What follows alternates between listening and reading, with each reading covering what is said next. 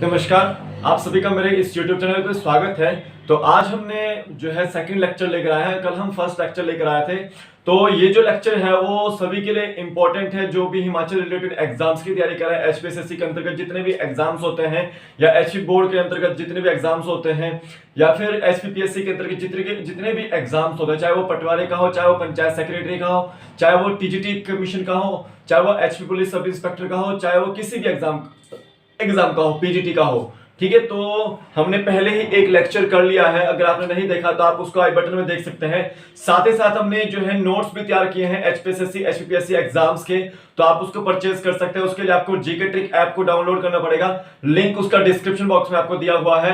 साथ ही साथ जो कोर्सेज हैं उसके भी लिंक मैंने आपको डिस्क्रिप्शन बॉक्स में दिए हुए हैं। आप उसको परचेज कीजिए और जो नोट्स है हमारे वो आप पढ़ सकते हैं। तो यहाँ पर हम आपको जो है हिंदी से रिलेटेड दूसरे लेक्चर लेकर आ रहे हैं। पहला भी हमने लेकर आ चुके हैं, आप उसको देखिएगा अच्छे से।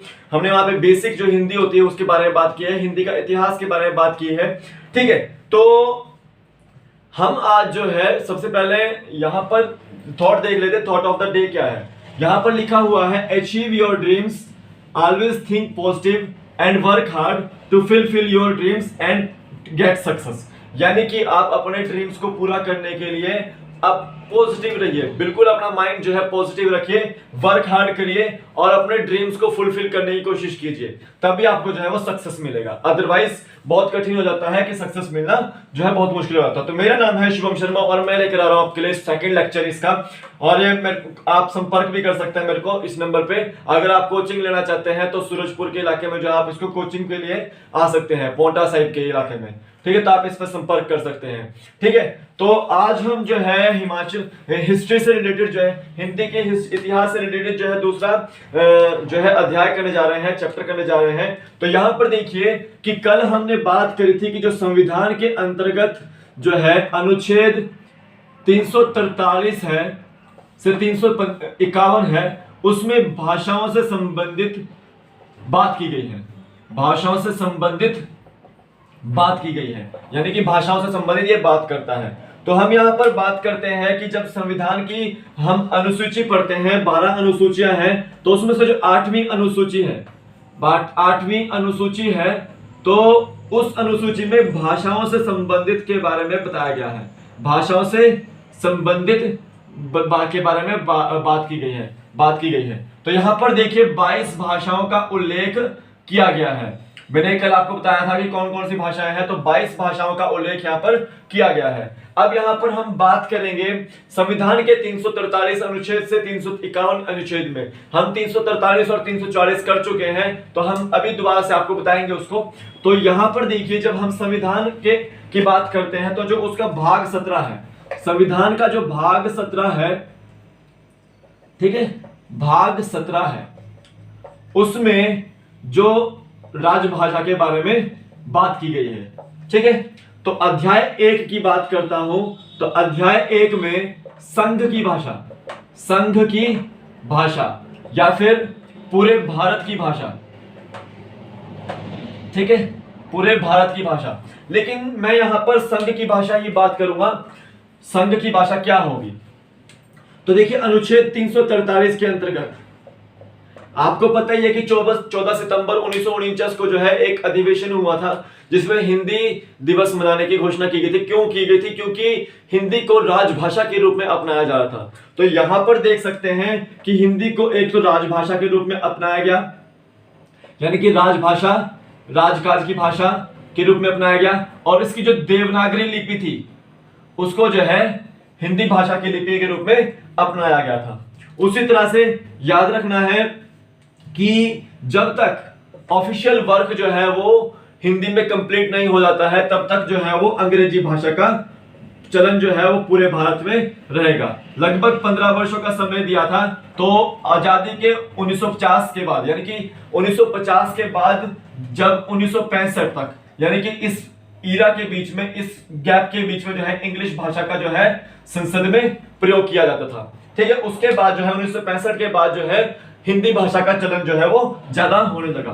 ठीक है, तो वो ये जो 343 अनुच्छेद है वो राजभाषा हिंदी को बताता है कि उसकी जो लिपि है वो देवनागरी लिपि है। ठीक है, तो ये आपको याद रखना है। उसके बाद अगर हम बात करते हैं अनुच्छेद 344 की, अनुच्छेद 344 की, इसमें क्या कहा गया है कि हिंदी भाषा के विकास के लिए, हिंदी भाषा के विकास के लिए आयोग एवं समितियां गठन की जाएगी।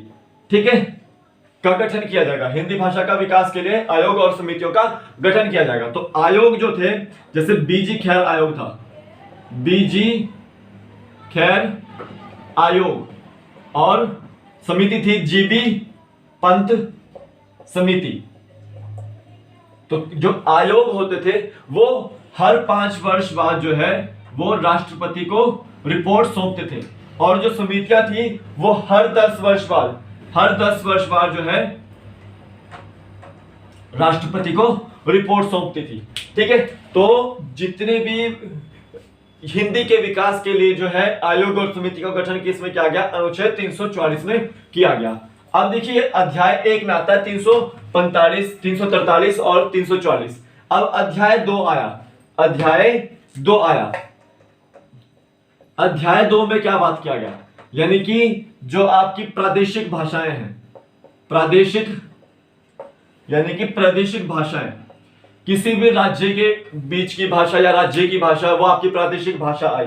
ठीक है, तो अनुच्छेद 345, अनुच्छेद 345, अनुच्छेद 346 और अनुच्छेद 347 इसके अंतर्गत आए। ठीक है, अब देखिए अनुच्छेद 345 में क्या आया, राज्य की राजभाषा, राज्य की राजभाषा या राजभाषाएं, ये इसके अंतर्गत आई। अब मैं यहां पर कुछ बता देता हूं कि राज्य की राजभाषा, जैसे हिमाचल प्रदेश है तो उसकी राजभाषा क्या है, वो हिंदी है। ठीक है, तो वो हिंदी कैसे आ रही है, वो यानी कि किसी राज्य के अनुभाग की भाषा है, यानी कि वो आपके राज्य की राजभाषा है। ठीक है, तो ये आपको याद रखना है। उसी तरह से 346 में क्या आया, 2 राज्यों के मध्य भाषा, 2 राज्यों के मध्य संपर्क भाषा। ठीक है, तो 2 राज्यों के मतलब यह है कि अगर हिंदी यानी कि हिमाचल प्रदेश को एमओयू एग्रीमेंट साइन करना है हरियाणा के साथ, हरियाणा गवर्नमेंट के साथ, तो वो जो बीच में लैंग्वेज जो है वो यूज की जाएगी, तो आपकी वो 346 के अंतर्गत आएगी। और यहां पर देखिए कि जो 347वां अनुच्छेद होता है, यानी कि उसमें क्या गया है, क्या कहा गया है, किसी राज्य के एक अनुभाग में बोली जाने वाली भाषाएं। ठीक है, किसी राज्य के एक अनुभाग में बोली जाने वाली भाषाएं। अब यहां पर बात क्या है कि हिमाचल प्रदेश है, हिमाचल प्रदेश में 12 जिले हैं और हर एक जिले की जो है अलग अलग भाषाएं हैं। ठीक है, तो देखिए मंडियाड़ी मंडी बोली जाती है, कांगड़ी कांगड़ा बोली जाती है। ठीक है, तो इसी तरह से सरघाटी जो होती है सरकाघाट में बोली जाती है। तो ये जो है किसी राज्य के अनुभाग की भाषाएं हैं, किसी राज्य के अनुभाग की भाषाएं हैं, तो वो किस में आएगी, आपकी 347 अनुच्छेद में आएगी। तो मैं यहां पर जो है काफी सारी जो आपकी भाषाएं हैं वो लिखता हूं, हर एक राज्य की मैं भाषाएं लिखूंगा। तो हिमाचल प्रदेश की मैं सबसे पहले लिखता हूं, तो हिमाचल प्रदेश की जो है वो आपकी हिंदी भाषा है। ठीक है, राज्य भाषा है। ठीक है, फिर आपकी हरियाणा की मैं लिखता हूं, उसकी कौन सी है, वो भी हिंदी भाषा है। ठीक है, फिर उत्तराखंड की मैं लिखता हूं, उसकी भी कौन सी है, हिंदी भाषा है। उत्तर प्रदेश की लिखता हूं, उसकी भी कौन सी है, हिंदी भाषा है। ठीक है, फिर आपकी जो है बिहार की मैं लिखता हूं, उसकी भी कौन सी भाषा है, वो भी हिंदी भाषा है। ठीक है, फिर आपकी छत्तीसगढ़ की मैं लिखता हूं, तो उसकी भी कौन सी भाषा है, हिंदी भाषा है। और फिर आपकी मैं इसकी लिखता हूं झारखंड की, तो वहां भी क्या बोली जाती है, वो आपकी हिंदी भाषा ही बोली जाती है। और आपकी फिर मध्य प्रदेश में कौन सी बोली जाती है, वो भी हिंदी भाषा बोली जाती है। ठीक है, तो करीब करीब जो है वो 9 राज्यों में जो है हिंदी भाषा बोली जाती है। करीब करीब जो है 9 राज्यों में हिंदी भाषा बोली जाती है। राजस्थान में आपकी हिंदी बोली जाती है। तो ये टोटल 9 स्टेट्स हैं जहां पर हिंदी जो है एज अ राजभाषा प्रयोग की जाती है, राज्य की भाषा प्रयोग की जाती है। और 2 यूनियन टेरिटरीज हैं, कौन कौन सी है, दिल्ली और चंडीगढ़, यहां पर जो है हिंदी जो है बोली जाती है, हिंदी प्रयोग में लाई जाती है। तो ये आपको क्वेश्चन पूछा जाता है कि कितने राज्यों में जो है वो हिंदी भाषा का प्रयोग होता है। तो 9 राज्यों में, और कितने केंद्र शासित प्रदेशों में, 2 यूनियन टेरिटरीज में, दिल्ली और चंडीगढ़ में आपकी हिंदी भाषा बोली जाती है। तो ये आपको नोट कर लेना है, एक बार इसको देख सकते हैं, आप लिख सकते हैं, ठीक है। अब यहां पर हम बात करते हैं कि अदर स्टेट्स में कौन कौन सी बोली जाती है। जैसे मैंने छोड़ी है जम्मू कश्मीर को, JNK को, तो वहां पर फर्स्ट जो प्रायोरिटी दी गई है डोगरी को दी गई है, सेकंड हिंदी को दी गई है, ठीक है, उर्दू को भी दी गई है और इंग्लिश को भी दी गई है, ठीक है। अब देखिए पंजाब हमने छोड़ दिया था, पंजाब में आपकी पंजाबी, ठीक है, और आपका गुजरात में आपकी गुजराती, ठीक है, महाराष्ट्र में मराठी, ठीक है, गोवा में कोंकणी, कर्नाटका में कन्नड़, केरला में मलयालम, ठीक है, तमिलनाडु में तमिल, आंध्र प्रदेश में और तेलंगाना में, ये दोनों एक ही भाग थे, ठीक है। 2014 में तेलंगाना जो है वो अलग हो गया था, ठीक है। तो यहाँ पे तेलुगु बोली जाती है, कौन सी बोली जाती है, तेलुगु बोली जाती है। उड़ीसा में आपकी उड़िया बोली जाती है। आपकी जो वेस्ट बंगाल है वहां पर कौन सी बोली जाती है, वो आपकी बंगाली बोली जाती है, ठीक है। हिंदी भी बोली जाती है और इंग्लिश भी बोली जाती है, ठीक है। उससे के ऊपर जो है वो सिक्किम आ जाता है, तो वहां पे सिक्किमिज्म बोली जाती है, कौन सी बोली जाती है, सिक्किमिज्म बोली जाती है। असम में असमीज, ठीक है। और उसके बाद आ जाती है बात हमारी अरुणाचल में, नागालैंड में, ठीक है।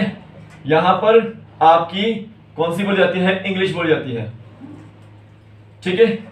मिजोरम में आपकी मिजो बोली जाती है, कौन सी, मिजो बोली जाती है, और सेकंड वहां पे इंग्लिश को प्रायोरिटी दी गई है।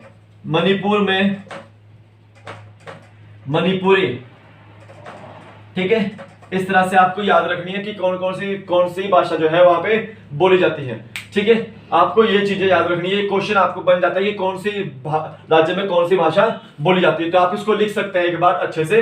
डोगरी आपको याद रखनी है, ठीक है, गुजराती आपको याद रखनी है, कन्नड़ आपको याद रखनी है, कोंकणी आपको याद रखनी है। तो ऐसे से जो है काफी सारी भाषाएं मैंने आपको लिखा दी है यहाँ पे। अब मैं इसको मिटो देता हूं। तो हमने जो है अभी जो है खत्म किया है आपका अध्याय 2, जिसमें प्रादेशिक भाषाओं के बारे में बात किया गया है। मैं हिमाचल की कुछ भाषाएं लिख देता हूं, हिमाचल प्रदेश में कौन कौन सी भाषाएं बोली जाती है। तो सबसे पहले तो पहाड़ी बोली जाती है, और इसकी लिपि कौन सी है, वो आपकी टांकरी लिपि है, ठीक है। कौन सी लिपि है, टांकरी लिपि है, ठीक है।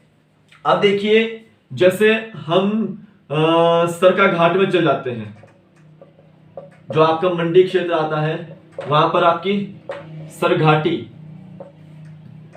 पांगी चले जाते हैं, जो आपका चंबा में आता है, वहां पे पंगवाड़ी, ठीक है। भरमौर चल जाते हैं, जो कि आपका चंबा में है, वो आपकी भरमौरी, ठीक है। सिराज चल जाते हैं, जो कि आपका मंडी क्षेत्र में है, वो आपका सिराजी, कौन सी, सिराजी, ठीक है। और उसी तरह से काफी सारी भाषाएं हैं, जैसे मंडियाली, इसको अभी गूगल के कीबोर्ड में रखा गया है, ठीक है। तो ये मंडी में बोल जाती है, ठीक है।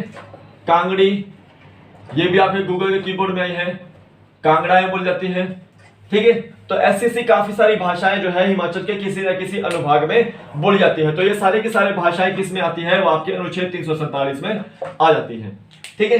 ये आपको याद रखनी है, काफी सारी भाषा लिखा दी है मैंने। अब देखिए जब हम अध्याय 3 की बात करते हैं, संविधान का जो 17वां भाग है, उसका अध्याय जो 3 है उसकी बात करते हैं, तो उसमें सुप्रीम कोर्ट, हाई कोर्ट आदि की भाषाएं। अब तो वैसे जो सुप्रीम कोर्ट और हाई कोर्ट है उनकी जो सुनवाई है वो 22 भाषाओं में हो जाती है। तो देखिए यहां पर अनुच्छेद 348 आता है और उसके बाद अनुच्छेद 349 आता है। अनुच्छेद 348 में क्या है? सुप्रीम कोर्ट, हाई कोर्ट, संसद, विधानसभा या किसी भी विधान परिषद में जो विधेयकों के लिए जो पारित होने वाली भाषाएं होती है, विधेयक जिसमें पारित होते हैं वो आपकी किस में आती है? संसद में प्रयोग होने वाली भाषा, ठीक है, विधानसभा में, ठीक है, सुप्रीम कोर्ट एवं हाई कोर्ट में जो प्रयोग होने वाली भाषाएं होती है जिसमें आपकी वीडियो कॉन्फ्रेंसिंग हो जाती है, ठीक है। तो जितना भी ऑफिशियल वर्क है वो आपका किस में आता है? वो अनुच्छेद 348 में आ जाता है, ठीक है। उसके बाद बात करते हैं, जैसे 349 में क्या हुआ कि जो भाषा से संबंधित विधियां, अगर भाषा में कुछ चेंजिंग करनी है या विधेयक लाना है तो यानी कि वहां पर राष्ट्रपति की मंजूरी लेनी होती है। तो भाषा में जो है विधेयक यानी कि विधेयक, हिंदी भाषा या किसी भी भाषा में जो है विधेयक लाना है, उसमें कुछ चेंजिंग करनी है या कोई नई भाषा जो है आपको 22 भाषाओं के अतिरिक्त जो है एक भाषा जो है ऐड करनी है, तो यानी कि क्या होगा? वहां पर जो है 349 अनुच्छेद के तहत जो है वो विधेयक लाया जाएगा और वहां पर जो है राष्ट्रपति की अनुमति लेनी पड़ेगी पहले, और संसद से जब पारित हो जाएगा तो राष्ट्रपति जो है एक बार अपनी टीम से जो है संसद से पूछेगा कि ये लैंग्वेज जो है, ये विधेयक आपके भारत के लिए है या नहीं है, ठीक है, भारत के विकास के लिए है या नहीं है।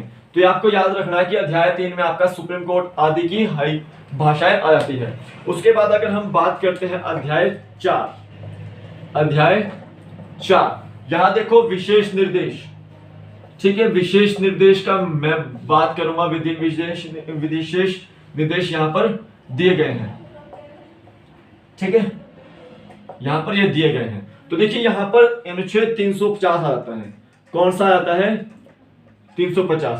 मान लो अब लैंग्वेज है कोई भी, हमें मान लो कि हमें हिंदी से सीखनी है, तो यानी कि हमारे को उपरोक्त सुविधा दी जानी चाहिए, ठीक है, शिक्षकों की नियुक्ति होनी चाहिए, उपरोक्त सुविधा दी जानी चाहिए, ठीक है, और एक उपयुक्त वातावरण देना चाहिए, यानी कि विकास, भाषा के विकास के लिए जो है वो हमें हमेशा जो है तत्पर, हर व्यक्ति को जो है एक उपयुक्त वातावरण, उपयुक्त सुविधा जो है प्रोवाइड करनी चाहिए। अगर कोई भी भाषा सीखना चाहते हैं आप, 22 भाषाओं में से कोई भी भाषा आप सीखना चाहते हैं, तो यानी कि वो वहां पर हमें जो है वो उपयुक्त सुविधा जो है छात्र को प्रोवाइड करनी पड़ेगी, और शिक्षा में भी जो है इसका विस्तार करना पड़ेगा। तो वो भी किस में आएगा?